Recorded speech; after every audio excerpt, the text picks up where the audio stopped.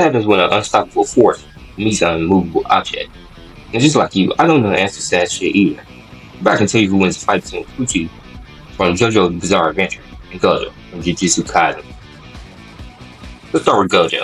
And if you've seen or even heard of anime, you know what Jujutsu Kaisen is. And you know who Gojo is, maybe. And you know that he can use things like red, blue, domain expansion, or his strongest attack, Hollow Purple. When we read the manga, you know this goes like a little bit further. And spoiler alert, he also has moves like Fallen Blossom or Simple Domain, or usually used on the record. And that is what's known to be Black Slash. I'm pretty sure you know how Infinity works, but if you don't, let me explain real quick. The way it works is the closer you get to Gojo, the slower you move. Or in another way of saying it, basically the closer you get to him, your speed is divided constantly. This basically acts as his way of manipulating space around. But more on that later. Now let's get into Pucci. Spoiler for the entirety of Part 6 of JoJo. Let's get into it. And if you don't know who Pucci is, he basically is the main villain of Part 6, who was heavily influenced by Dio to create a perfect world. And because of this, Pucci went through a series of events, which resulted in his stand being changed multiple times. Knowing that, let's start with the first stand, which is known to be Pale Snake. And this stand basically has a one-shot. The way this ability works, if Pale Snake swipes his hands across your head, a disc will pop out.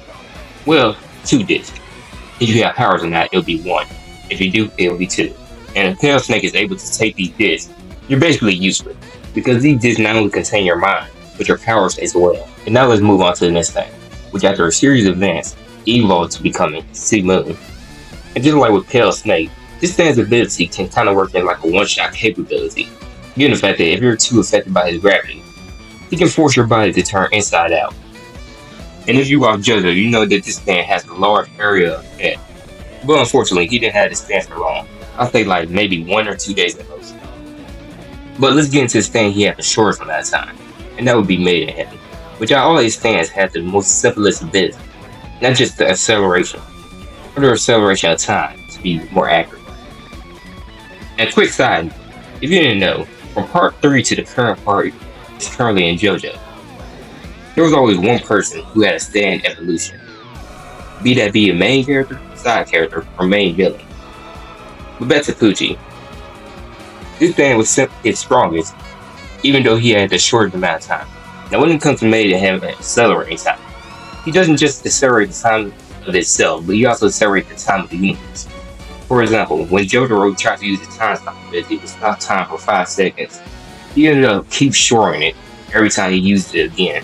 Or how when he was walking, but everybody thought he was running. This can affect Pucci's speed so much to the point where speed can no longer be measured, or reach a measurable speed. Now all of this information, your winner should be obvious, and it's Gojo. First off, let's start with Pale Snake.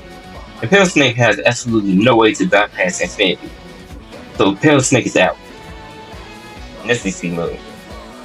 And while yes, you can try to argue that his gravity worked on Infinity, I'd say it couldn't. Given the fact that there is somebody in JJK that can use gravity ability, and that's Kenjaku. And since Kenjaku himself didn't think he could beat Gojo, even though he had gravity abilities, I don't think or see Sea Moon abilities working either.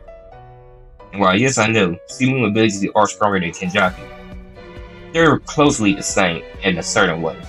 So let's move on to the final stand, Made in Heaven. And I don't know what you're saying. Made in Heaven can reach a speed where he can bypass Infinity. And you're right, he could. It's just the fact that it takes time for Made in Heaven to reach that speed. And I just don't see him lasting longer against Gojo to reach that speed. And I can see Gojo using a variety of moves to catch Pucci, like spamming domain, which he did against Sukuna, or just using a simple domain to catch him when he gets too close. Because once Pucci tries to attack him, he will get stopped by Infinity, and there will be a slight time before you can get away. Or unless you're one of them people that are under the idea that Made in Heaven can thoroughly measure, then yeah, he can get past Infinity. But I'm not one of them people. He cannot. But with that, your winner is Gojo.